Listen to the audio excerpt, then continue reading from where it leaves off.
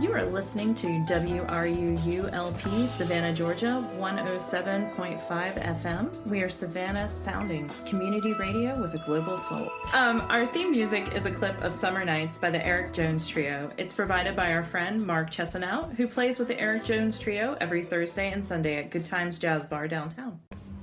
Hey everyone, welcome to Arts on the Air. This is Tamara Garvey, and I have the pleasure of interviewing Matt Toole. How would I describe you? I refer to myself as a sculptor, but I do work in metal and found object.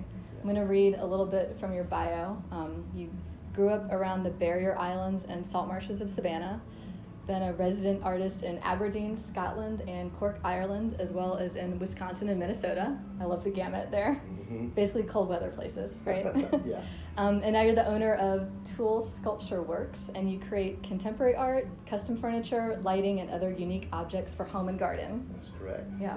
Well, thank you so much for being with us today. I'm happy that you've come to say hey. It was so cool to come here and see your workshop. It's incredible. I can't wait to show some photos of it in our social media. It's a moment inside my mind, which can be frightening. It's vast, yeah. It's full of danger everywhere. Danger Stuff. in every corner. Yeah. Dangerous tools and imagery. And a sweet dog. Thank you. Around. That's my chocolate princess, me. All right. Well, we'll start off. So you went to Georgia Southern and you got a BFA.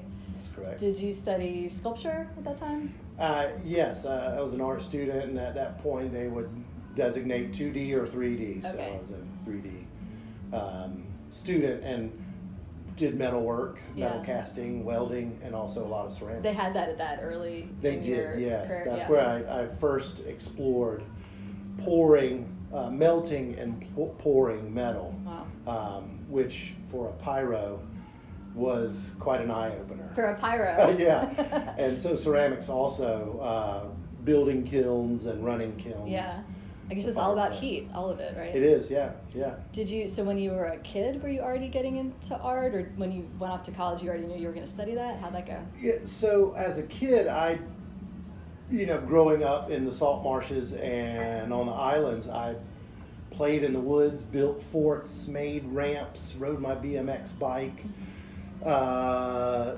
made little things out of found objects, sticks, and we had a garage that looked a lot like my studio, which is filled with stuff not as well organized, and I would just go in and just make things. I've always had the desire to be making objects, and some of them were makeshift instruments, or we made hockey sticks out of palm fronds. They have the curve to them. Yeah. And I'm not a hockey player. We don't have hockey in the South, but we play street hockey, with like a tennis ball. When you say we, you mean you and your parents, or you and your friends? My friends mostly, and my siblings, a sister and 3 stepbrothers that are all older than I am. But, So when you went off to college, you were set. You were doing sculpture, and it was a conversation with my sister when I went to college.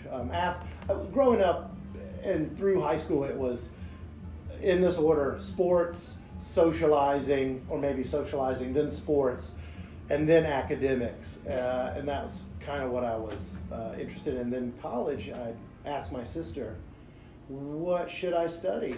And she said, well, you've always been making art, so why not study art or sculpture? And I said, okay, that sounds like the right direction. So we can credit your sister for all this. Absolutely, absolutely. She's given me a lot of good advice. Do you remember, like, when you were in college, what you imagined that you wanted to be as an adult, what you wanted to do with it? Just the greatest artist in the world. Or you think, you'd be a fine artist?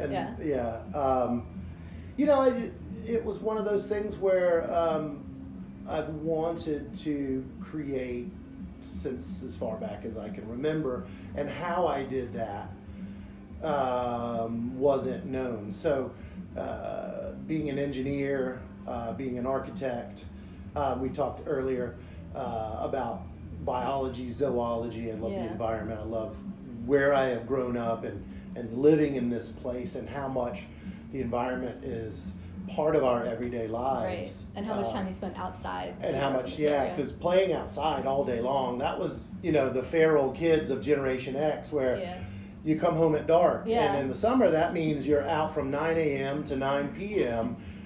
all over these islands. And so if it weren't for my distaste of algebra and trigonometry, I might be an engineer. But so I engineer things all the time now. I just overbuild them to make sure that they're going to stand up. Did you so when you graduated from your BFA, did you go right into master's program? No. I wanted to. I in undergraduate school, that wasn't even. I wasn't even thinking about that. Yeah. I knew I was going to do something in art, and so from undergrad to grad school, I had 3 years to consider my direction, and I ended up moving to Atlanta, and I worked as an art mover and installer. Okay. Throughout Atlanta, some of the big buildings, high rises, different, significant collections, both personal, private, and corporate. And I would go all over delivering and installing art. I would imagine that gives you a lot of information about like how to construct your own things in the future to make them easier to move, like Absolutely. to think about how to even install it. Absolutely. You have to consider all that. Yeah, and I worked with museums and things like that, and so it gave me some insight into the museum studies avenue. Yeah. So I could install artwork for a show evenly and at the right level, and effectively I could make parts that support artifacts, things like that. Yeah. And I got to know some folks in the business. I wanted to be on the making side. So I found I was moving someone's bronze sculptures that were figurative bronze sculptures, and she needed a model. So I modeled for her clothes. Okay. Which either way would have been fine, but it would have cost more if I was naked. Of course, yeah. But this was after Italy lost the World Cup back in the early '90s or mid '90s, and the guy it was a shootout, and he went back on his knees and covered his face, and I had to hold this pose on the platform, bent back on my knees holding Wow. this pose. So she worked from photographs a lot also, but talking about that led me to the Inferno Art Foundry. So I was more interested in the making, and I went to them and said, hey, could I join you at your foundry? The Inferno Art Foundry? Inferno Art Okay. Foundry, which was about an hour south of Atlanta in Noonan. Okay. And so I drove from Atlanta to Noonan. Is that still around? It is. It's now in Peachtree City. So Okay. yeah, the man that owns that still running his business, and they're going strong.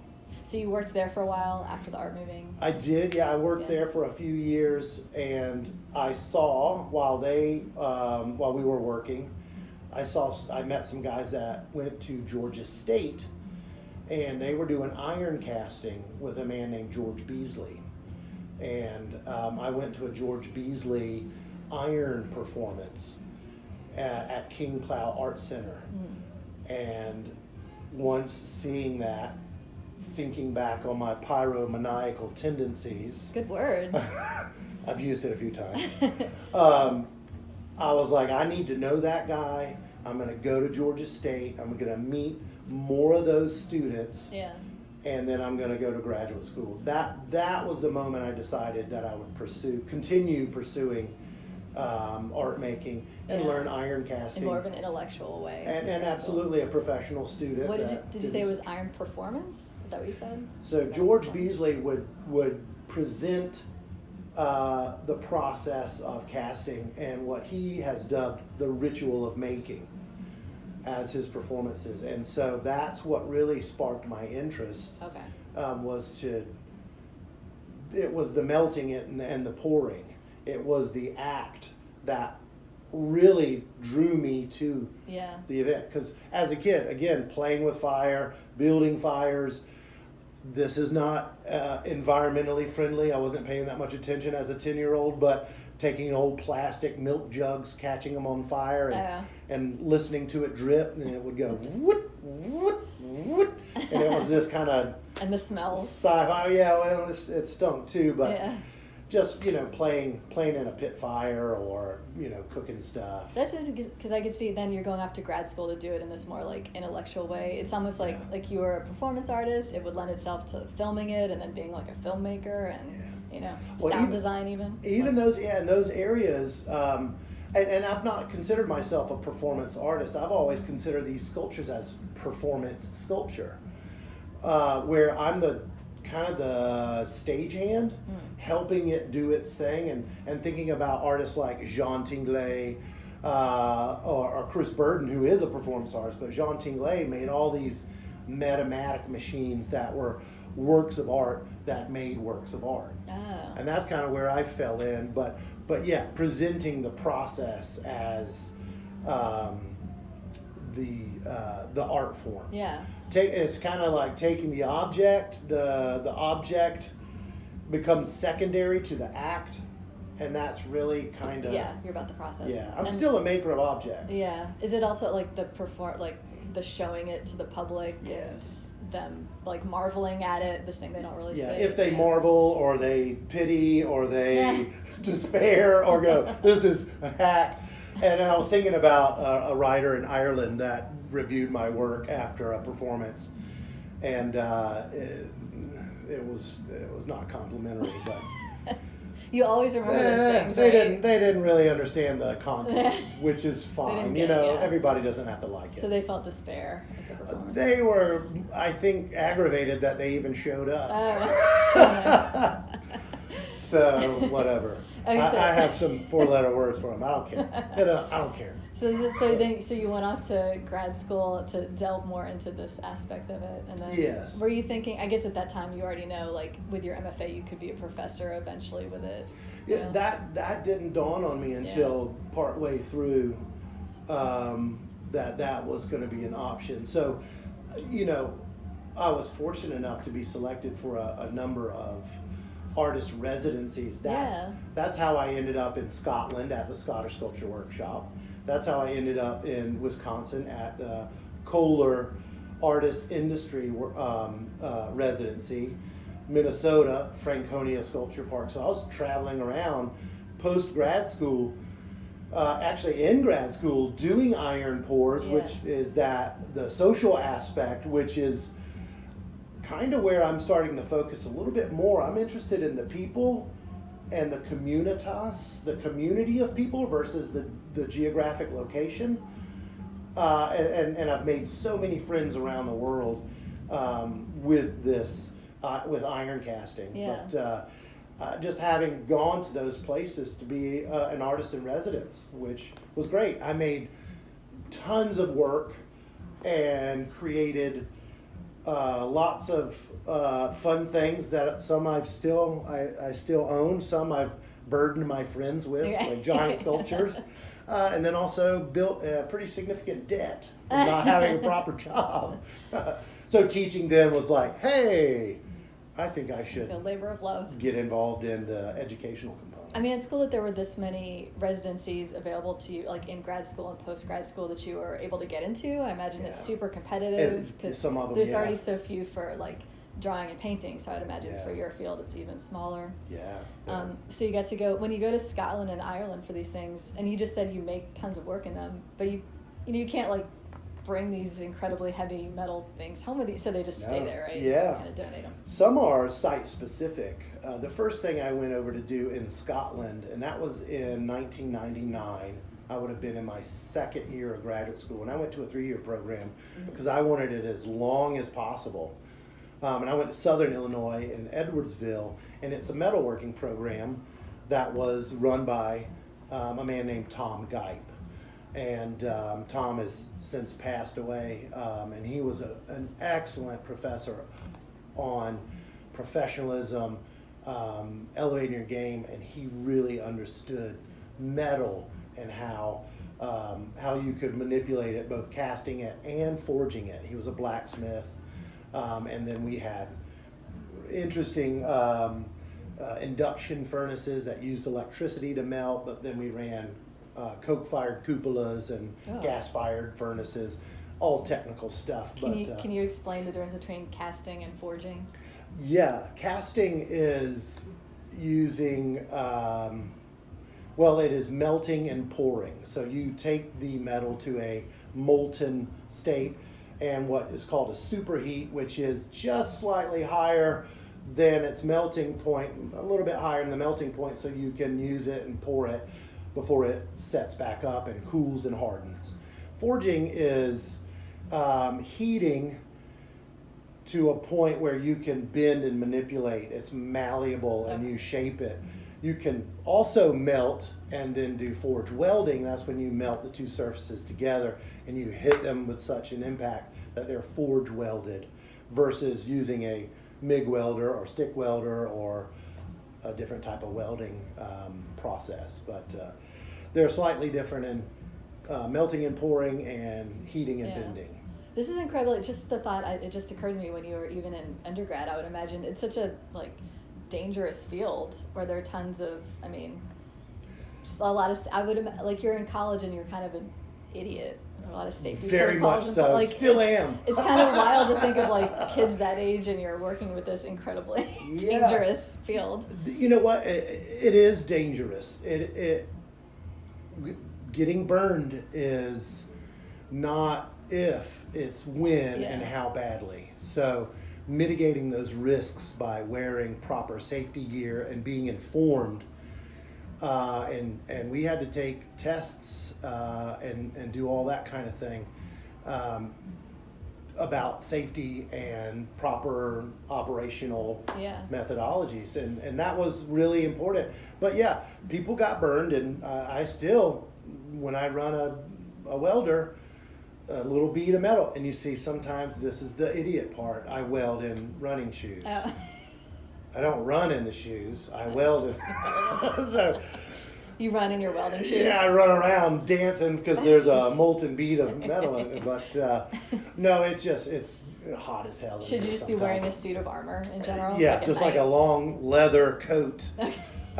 Which adds another 10 degrees to our already 110 degrees. It's funny, all the places that you went on your residencies were all extremely cold, but now you've settled back in the bowels of hell in Georgia. It's kind of, that actually explains in some fashion why most of those industries are located in those environments. Yeah.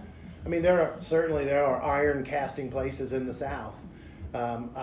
I worked at one in college for a little while, but for the most part, most of those industries were built in northern climates.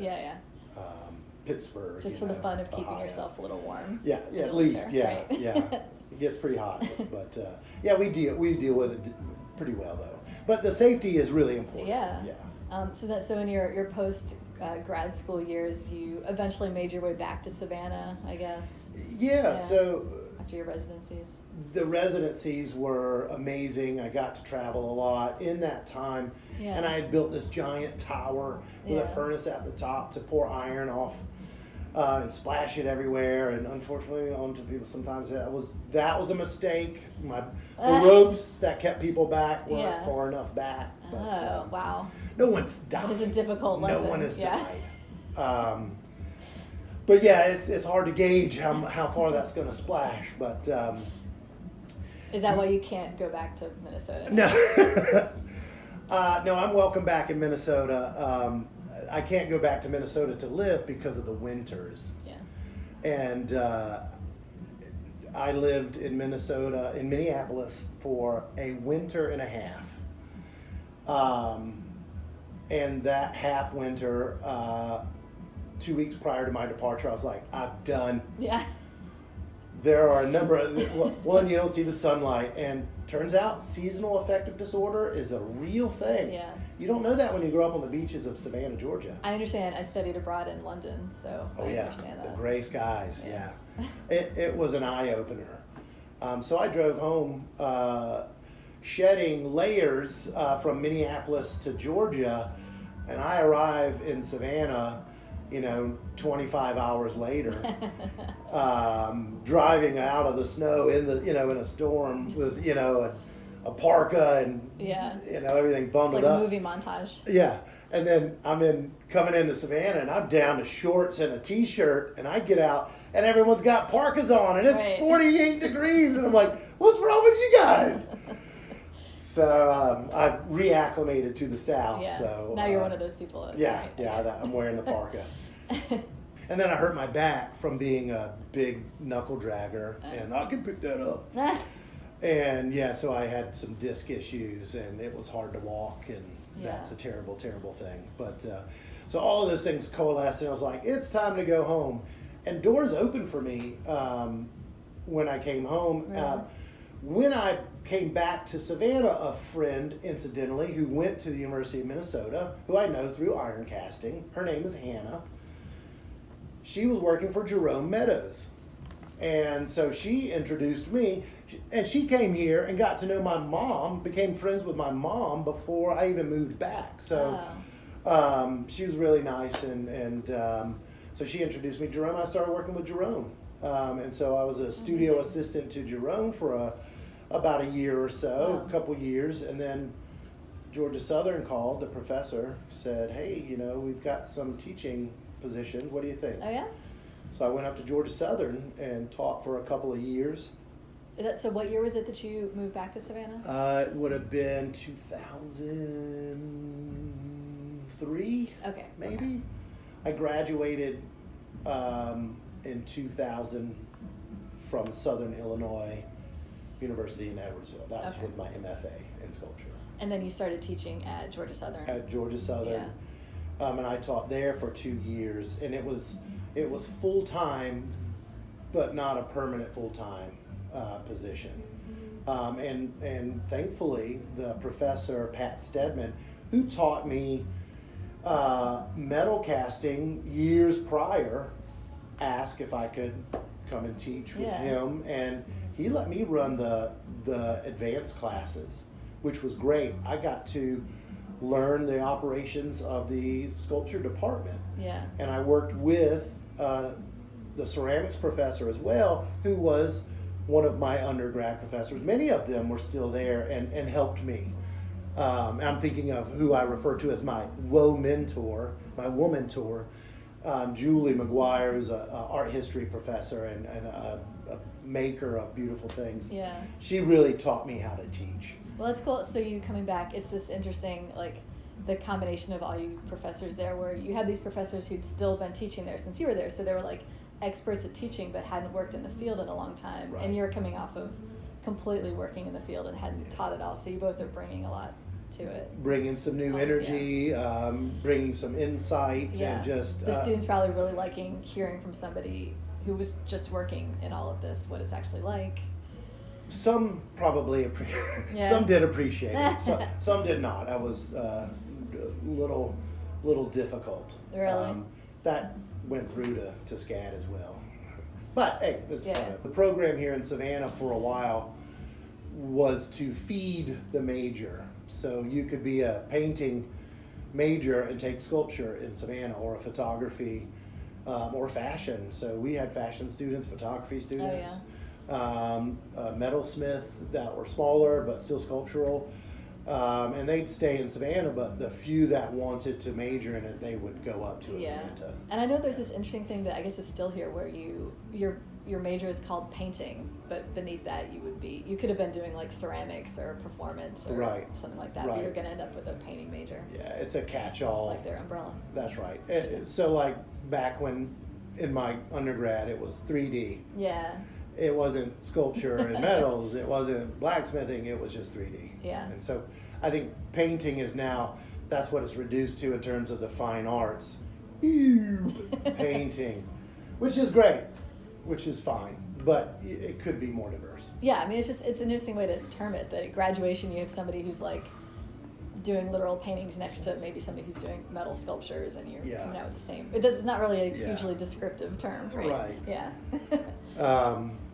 I know a lot of painters who make objects. Yeah. And they call them paintings. And I go, okay. Convince me. That painting is just coming forward off the wall towards you, right? I'm trying to think of that Greek sculptor that there's fascinating because they also have fire in them. That's why I like them. Oh, okay. Yanis Kounelis, and he makes these steel sheets with like a hose, a copper stem with a little flower, and it shoots fire. It just has a little flame coming out, and it's a sculpture. Yeah. It's sculptural AF, but he calls them paintings. I guess because of the way he's thinking as he forms it together. Yeah, it's just context. Considering yourself painting. Yeah, which is fine, and I will deem that acceptable. Yeah, you stand to it. But you gives a shit what I think. Sorry, I watch my language. Well, it's also, I mean, I think you could be working with paint, and sometimes people call it drawings because of the way that they're thinking as they apply their materials. Right. You know. And it's so open to define right now. I mean, to strictly be, I am just this. I am only a sculptor. I am only that. I make drawings. They're meant to be placeholders in my mind and kind of sketch out ideas. I have made paintings. This is just, I like to work with tools and materials. Yeah. But I think right now with new media, and artists are always exploring new media and new materials to communicate, because material has language. And it doesn't really matter if it's called a painting and it's a sculpture, or if it's called a sculpture and it's a paint, whatever. It's art. Yeah, it's true. And like, just for yourself, you don't want to feel like I am this thing, and then maybe you put this tiny self-imposed limitation on yourself, where maybe next I feel like, oh, I'm inspired by this, I do want to start working in fire. But you want to be able to just do what you want. I like to, when you were asking about you're an iron worker, or what do you call yourself? And I said, I'd like to be called a sculptor, because what that to me implies is a maker who thinks. And artists are thinkers that make. And some don't make, and I was listening to your one of your other interviews with Farron and thinking about Jeff Koons. And I've had this ongoing love-hate relationship with Jeff Koons, his process, his objects, and him. Yeah, the myth. And he's on the hate currently. Not that we need to be hating anybody. I'm just not appreciating him and his process that much these days. But you don't have to put your hands on the materials to be a creative person. And certainly, creativity can manifest in so many ways. And it. Thinking that you could be in another field altogether. A surgeon, for example. Yeah. Could be creative. A banker, and there are a lot of creative bankers apparently making a lot of money. But you can apply it in different areas. But as a creative maker, those that are invested in the art making, it's where you spend your time thinking. And while I do weld and I make functional wares and objects, my head is always thinking of the fantastical. How can I take it to the fantastical versus the practical? The practical is what pays the bills, which was a teaching position. Now it's, I weld things for people so that they give me money so I can make art. The perk is I'm always in my studio. I always have art underway. Yeah. And then I have opportunities to work with other folks, and now currently working with clients and just having that back and forth. And certain clients, they come to me because they want to work with me personally, and I'm flattered by that, and I am so happy to work with some people on their projects and give them what they want through the skills that I bring, and I'm enjoying that. I feel very fortunate and blessed to have Toole Sculpture Works, and I'm year 6, and it's steady moving. I don't need to be a big corporate entity. I don't need to have 100 employees. I get apprentices that want to come in and learn, and I'm happy to teach because they want to be here and they want to learn, and I love that.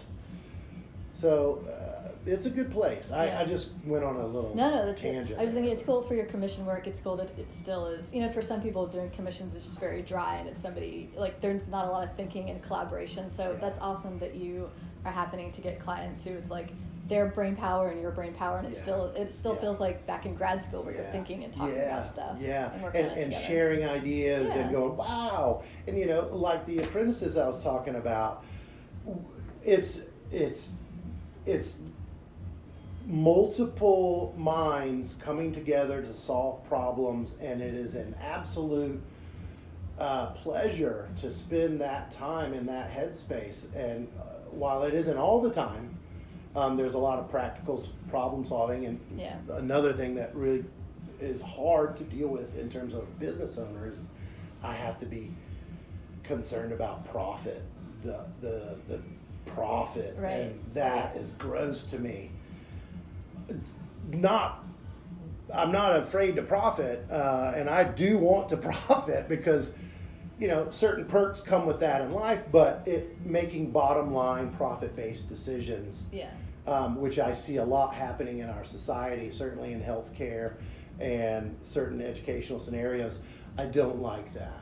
I don't think that should be the best, the pinnacle of decision making.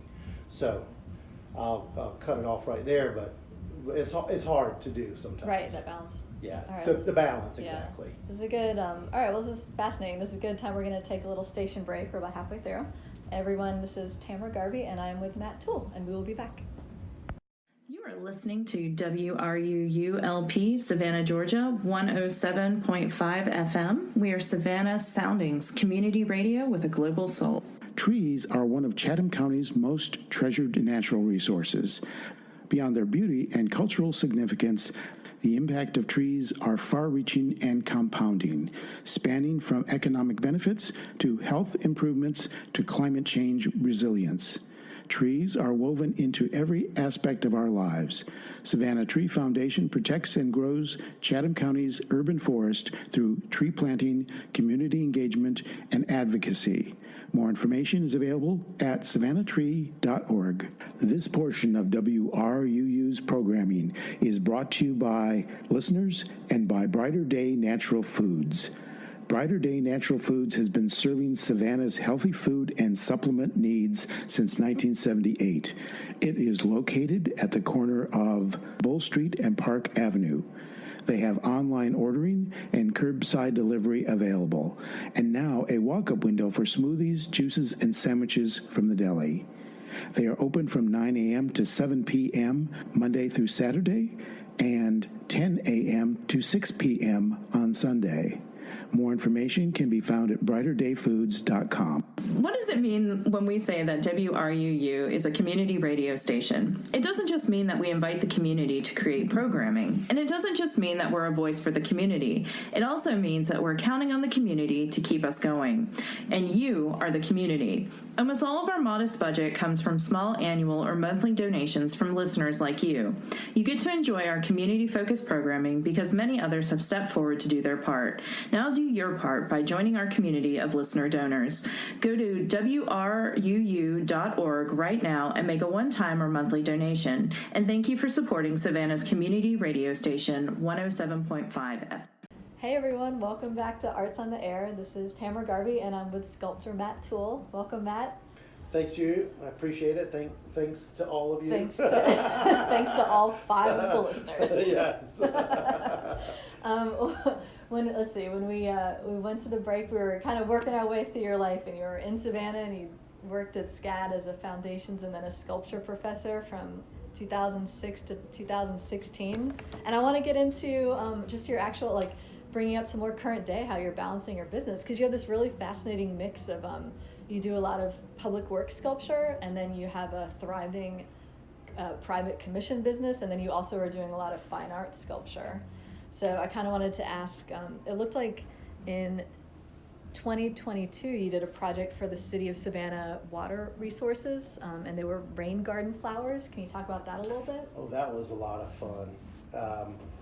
Anytime I can do a project that has an artistic outlet, that's kind of the golden mix of profitability, enough profit to warrant, my studio and all the tools and things in it, but also it becomes that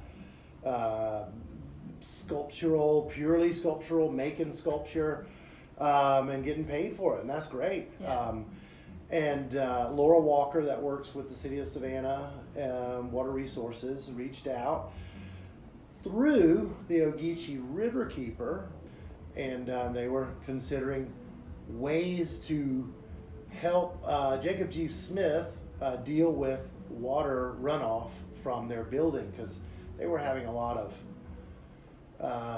water retention issues around the building, where there would just be puddles for days and mud puddles, and it was trapped inside, and the buses couldn't get the kids because there'd be 10-foot 3-inch deep puddles. And so they just made a big depression. And then the two flowers are meant to have the water run off of the building and through the flower into the pond, and it was a way of redirecting the water in a creative fashion. Yeah. I think they're still trying to figure out who's going to run the water to the flower, so it's not yet completed. I hope it is very soon, but the flowers were fun. So are the flowers out there, like they're on site? They're on site. Okay. They've been there for a couple of years now. But what is the deal? The water isn't actually connected to go There in? should be a downspout that goes out to it to carry the water off the roof. And I think there were some, I don't know what happened. It wasn't in my department. But it seems easy enough to. I think it was more or less they had to put out the call again to another business. Oh, okay. I don't know what happened. Okay. And I'm probably not saying what happened correctly, but it's still not yet connected. But those flowers look cool out there. Yeah. And then that same year, you also did part of that public storm drain cover project, which I talked to Dana Richardson when she was working on her storm drain. Right. Yeah. So yours, it was interesting because a lot of people's was they were like out there on site painting on the storm drains, but you actually were fabricating a design on yours. Right. That was a great project, again with the water reclamation, and it preceded the storm drain project, the official storm drain project, which was a wonderful way to have artistic interpretations dotting the city, around the city, and you go to it and you just happen to see it and go, wow, what's this? It's, and that's kind of the mark of a big creative city. And while we might not be a big city, we're a very creative city. And I like to see those things when city governance starts to get involved. And I attribute that largely to Laura and her vision of wanting to include creative problem solving. The flowers were that. I'm sorry, this is Laura who? Laura Walker with Water Reclamation, City of Savannah. And we also used lamp posts. So those flowers, the stems are inverted lamp posts that have been knocked down by drivers. Upcycling, yeah. So we upcycled as well. But then when we got to the utility covers, which you can see in my studio here, these are the patterns. So these were cast in iron, and then using colored epoxies, we put the color in. So Kelly Lowe, who's with Repurpose now, she's a doll and a friend, and she used to work with me, and she and I, through the Ogeechee Riverkeeper, devised the imagery, which is the flora and fauna of the Ogeechee River Basin. You did 4 of these? We did 4 of these. They're really intricate designs that she came up with. I'll post photos of these.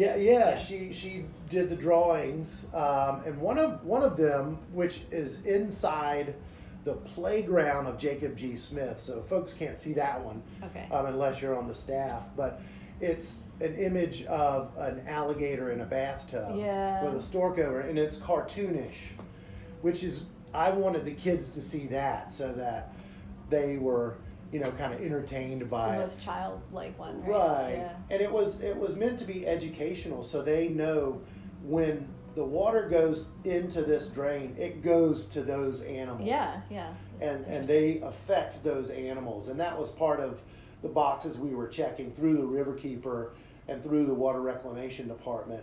It's education, and around the school, that was part of the educational component. Yeah, and the whole project was so I guess some of them are around schools, but they could be anywhere in the city. It's just to educate the public that like throwing something into the drain is that's directly going into the rivers. Yeah, and how it's going to affect the wildlife. People don't assume that, right? Yeah, even people that are avid fishermen and hunters sometimes don't realize what goes into the water. So if you pour motor oil down the street drain, it's going to kill the things you want to go out and see. Right.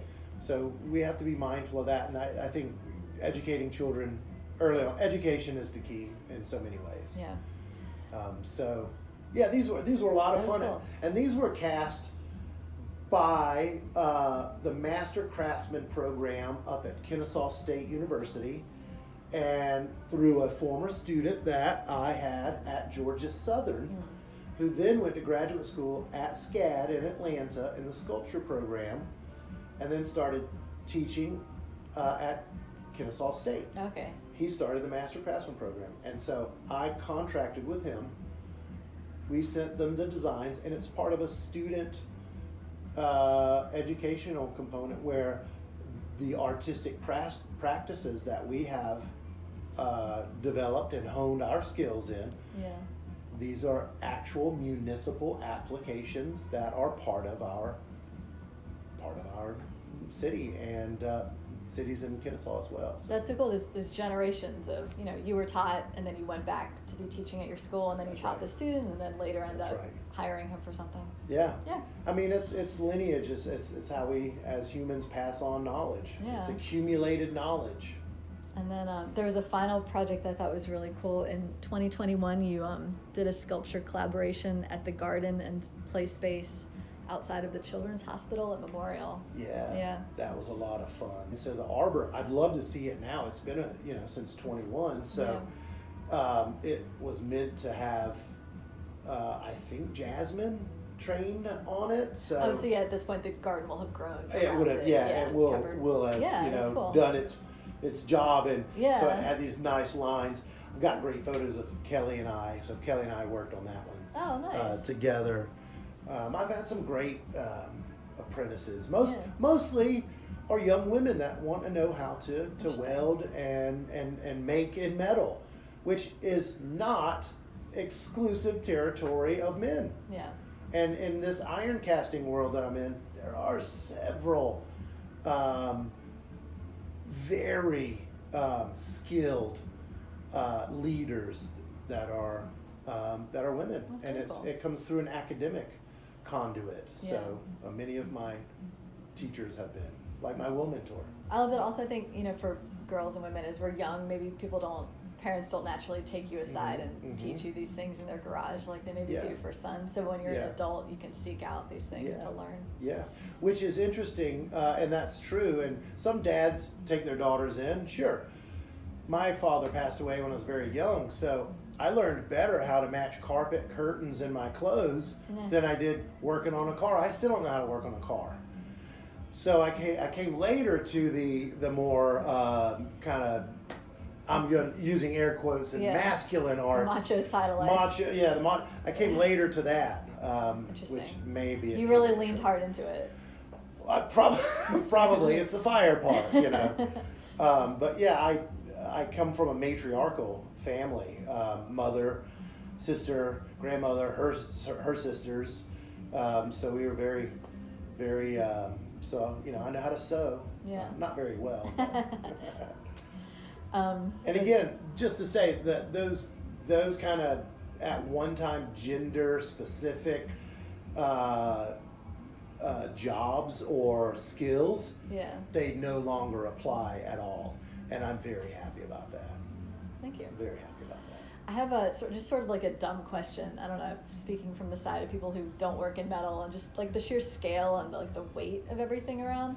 How do you, like, as you're building something in your studio and then you have to move it to a site. How do things just get moved around? Ooh. How does this go? Well, that might explain one reason why I've had a lot of physical therapy on my back, but also the presence of the forklift technician here today.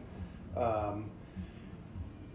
think the overarching answer to the question is building it where it can be dismantled, so it's modular. But there is a lot of heavy lifting when you're dealing with cast concrete, cast bronze, iron. These iron utility covers probably weighed about 40 pounds each. And you got to be strong. So in a way, it's part exercise, lifting heavy things, and working with your body, working within your body's means, and again, working smart, not hard. And as a younger man, I worked hard. I didn't work as smart. Right. That's where the ladies that couldn't use brute force to pick up something stupid heavy, they would work smart, and they'd get a dumbass like me to do it, or a forklift, and just work smarter. Yeah, so that's what I'm learning from. You're in the process. You bought a forklift and you're trying to like soup it up or get it working. Just to get it working. So what have you been using up until now? Is it just like a flatbed truck? Like what vehicle do you have? Smart women. Okay. Just a truck. Okay. And a trailer. Yeah. And making it modular, and then if I need to rent lifting equipment, I can rent lifting equipment, so I can outsource some things. I want to talk, I mean, we haven't talked much about like your current business, but on your website, I thought this is so fascinating. There's a section where you talk about your work, and it's divided into these 4 categories where it's fire, sculpture, outdoor, and home, which is very cool.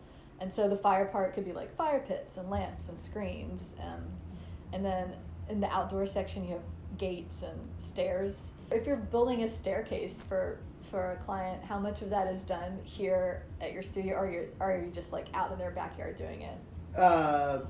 Some portions are. It's more precise and preferred to build parts of it here, but certain things have to be built on site, and staircases are one of those things. And I've done that on site, and it gets a bit tricky, certainly in the summers, where it's overwhelmingly hot and you're trying to weld in direct sunlight, and that gets really difficult. But again, modular, building parts that we can manage. I have made some things that push beyond what I can manage, and I've rented lifting equipment, borrowed through our friends here at Victory Gardens, who are great guys and gals. They help by loaning me a tractor once in a while. Oh, nice. So my forklift was meant to be, return the favor kind of thing. But it really is working modularly, building things, preparing them to be constructed on site. Okay. So they're almost like IKEA furniture. It's almost like tabs going in, like just designing slap things in together. Yeah, so designing things that can be transported by hand by no more than 2 people, preferably, and then installed with nuts and bolts using mechanical fasteners, or bringing the welder out on site and welding on site. And those things both can happen. Yeah, there are lots of different types of metal. Okay. So if you think about, not to go into it too deep because this will be when the yawns happen, but ferrous metals are based on iron, and there are hundreds of alloys of iron, and one of them is steel. Okay. So cast iron is melted and poured in high carbon. Typically, those are going to be some of the more intricate designs downtown in Savannah that have flowers and acorns and these recognizable objects. Those are typically going to be cast, where wrought iron is from a smelt, which is when you draw the iron out of the ore. That's when you heat it and it comes out and it becomes a bloom. Towns like Bloomington are named after the steel industry. Bloomington, Indiana at least. That's crazy. I never knew that. So a lot of terms come from metalworking. So that bloom is then hammered and made into bars, which are then folded and curled, which also happen downtown. A lot of this was made from the Kehoe Iron Works here in Savannah. Yeah. So when people have fancy gates around their gardens with the designs, like they're a combination of these two different kinds of metal, but the bars and then the some flowers. of the older houses would most definitely be wrought. Some of the newer designs are going to be steel. Okay. So steel's been melted and poured, and it has a variety of alloys at different carbon levels and that kind of thing. Then you have non-ferrous metals like bronze, brass. Bronze has more, it's copper and mostly tin, and then brass is copper and zinc. Okay. Slightly different. Then you've got stainless steel, which has nickel chromium in it. Then you have aluminum, and aluminum's got different alloys. So I'll cut it out right there, but there's a lot of different materials, and I work in stainless steel, in iron, and steel, and bronze. And so as time has gone on and the environment has changed, are certain metals easier or more difficult to get, or think different? Oh yeah, absolutely. Becomes more expensive over time. Copper right now is very hard to get. It's very expensive. So I use a lot of found objects because they've already been made. Yeah. They have a history, and both wooden found objects and then naturally formed found objects. And I like to combine the industrial with the naturally formed and find that perfect kind of contour where one thing becomes another. This is like for your fine artwork, for your sculpture? For fine artwork, yeah. And I don't get to use the found wood stuff as much for commissions. Usually it's fabricating in steel, like that gate that I showed you with the spath plant that we're making. I was going to ask, because I know you have done, a number of gallery shows and you do your fine artwork, and it is a lot of like upcycled found objects combined with metal. How do you, so like, the metal can be heated and there's fire on it, but the found objects, I guess, are just going to like catch on fire. How do you meld these things together? That is the piece of sorcery that I have. Yeah. It's not sorcery. I imagine over the years you've accidentally burned up things that you wanted to use. Magic, yeah. Right? There are multiple ways of making connections. This would have been part of my 3D design class, where you have mechanical fasteners, you have chemical fasteners, and you have fusion type fasteners. So mechanical fasteners are nuts, bolts, screws, nails, Velcro, anything that physically holds is mechanical. Okay. And then chemical fasteners are adhesives. And if you couple the mechanical and the chemical together, that makes it even stronger. Yeah. And then I have a faux, F-A-U-X, faux, fake fusion by using epoxies. I can fuse them visually, and it looks like a piece of glass becomes a piece of wood that can then become a piece of metal. Okay. And that's the kind of thing I developed just by simply making for decades. Yeah. Because looking That's at your this special piece, thing you've come up with. Yeah. I kind of think, it's my technique. I mean, I don't own it, but this is a way of working. But like when we were talking about this piece, the fetish sarcophagus. I'll post a photo of the fetish sarcophagus. Yeah, the skull and bones thing. Yeah. You see I'm wrapping wire and things like that. Yeah. From that point, it would have been 1994. I would have been a senior at Georgia Southern in the art department. To now, I've developed these better ways of constructing, just through practice. And the epoxy is just a way to make. It's like a more sophisticated. Yeah, it blends. It blends so that you don't see separate objects, because they could be comprised of 1, 2, 3, 4 different things, but they are blended together in such a way that they are unified. It really is. And that's a student piece, so I've got a good collection of student works from my 3D class, and that was something that I developed over my lifetime and shared with eager students that wanted to know everything there is to know about making. How do you so in your business nowadays, how do you balance it out? The kind of 3 tiers, right? Of like, I guess public works and then private commissions and then your own fine art. How are you balancing this? That's really a great question. I take what comes to me, and I don't say no if I don't have to. It's generally going to be some kind of functional object, like a gate, like a fence railing, like lamps. I make fire lamps. Those become the artistic ones, but I'm not going to do 100 feet of run-of-the-mill fence. By the way, run-of-the-mill is a term from metal and woodworking. So you run a common object through a mill. So it could be a 2x4, run-of-the-mill, or the millwork, different types of common components. But if it's going to be run-of-the-mill, 200-foot fence, somebody else can do that. Yeah. I want to do the artistic side. Yeah, some of this more just like a company just putting out stuff. Decorative, handmade, one of a kind. Yeah. That's where I want to be. So I balance that by making art all the time, and luckily I have a really great relationship with the folks at Sulphur, Emily and John and AJ, and Jennifer and Sam. They've been so open to having me be part of them. I'm very appreciative. Do you have any upcoming fine art shows where are you working toward anything? I am taking some things up to Echo Contemporary Gallery in Atlanta. Cool. In the next few months. Pure art shows, Ology in October.